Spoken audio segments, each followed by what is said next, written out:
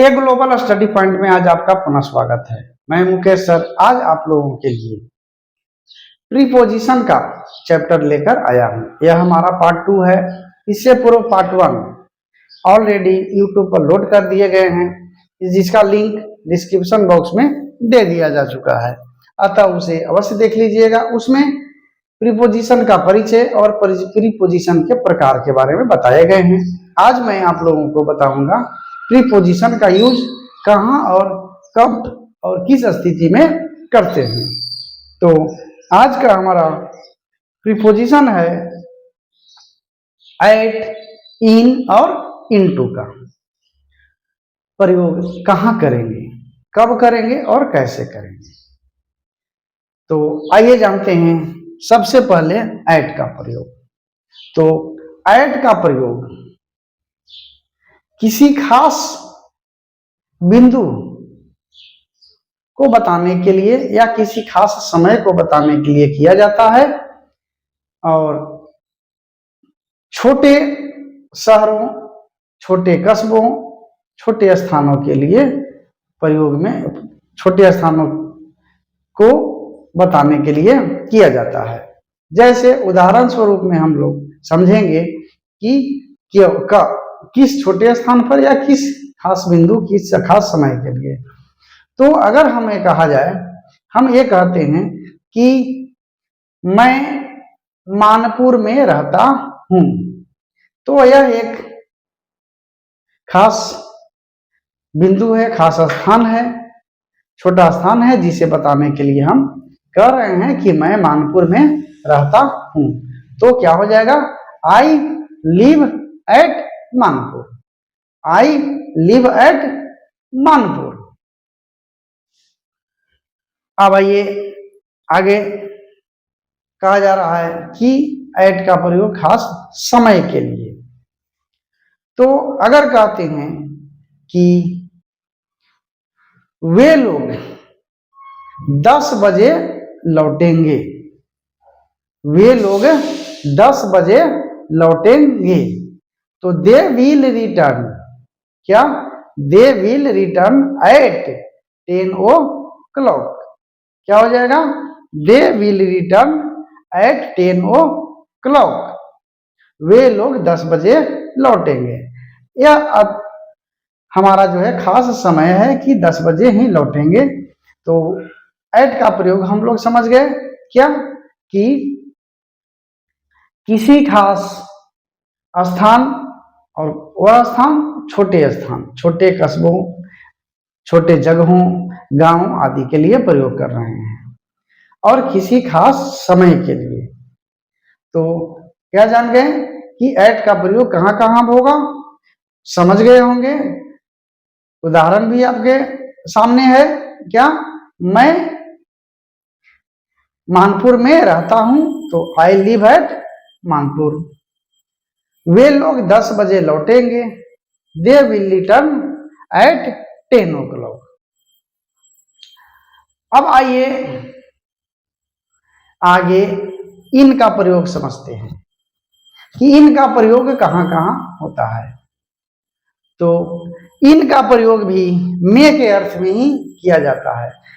Board पर आपको, screen पर आपको सारा जो है दिख रहा होगा एग्जाम्पल के साथ कि कहां कहां करते हैं। इसे बनाने में मेहनत तो लगे हैं, लेकिन आप लोगों को स्पष्ट दिखाई दे रहा होगा। व्हाइट बोर्ड पर ही बनाने का हम प्रयास किए हैं इसे। अब आइए इन का प्रयोग। तो इन का प्रयोग 3 परिस्थितियों में होती है, ठीक है। सबसे पहले जब हम एट का प्रयोग जान गए कि छोटे, तो अब बड़े शहरों के लिए या बड़े जगहों के लिए, तो आइए बड़े जगहों के लिए, बड़े जगहों, बड़े शहरों, राज्यों, देशों आदि के लिए हम लोग इन का प्रयोग करते हैं। पहली स्थिति में क्या हुआ, बड़े जगहों, बड़े स्थानों, राज्यों, देशों आदि के लिए हम लोग इन का प्रयोग करते हैं, नगरों, महानगरों सभी के लिए। तो अगर कहा जाए कि मैं पटना में रहता हूं, तो पटना बड़ा नगर है। ठीक है, तो वहां पर हो जाएगा आई लिव इन पटना। ठीक है, दूसरा दूसरा क्या होगा, इनका प्रयोग। तो इनका प्रयोग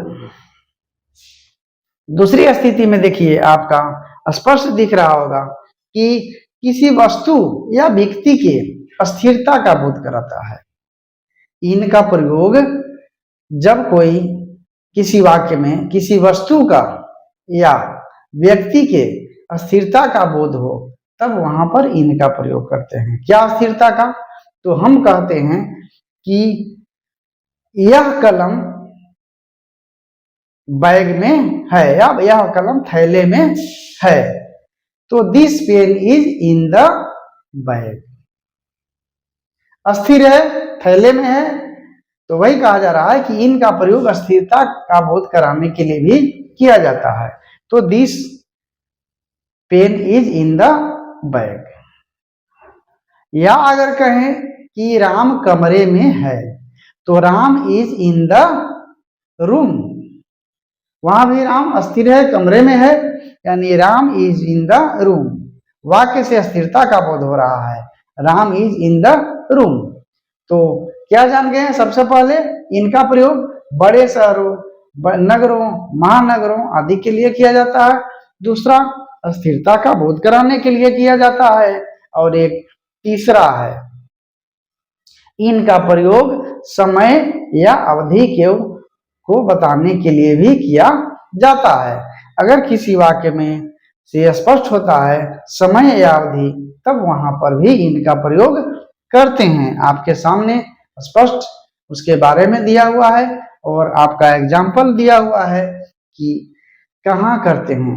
तो अगर हम कहते हैं कि वे लोग सुबह में टहलते हैं, वे लोग सुबह में टहलते हैं, तो वहां हो जाएगा क्या, they walk in the morning. तो वहां पर भी मे के अर्थ में प्रयोग हो रहा है क्या, इन का प्रयोग।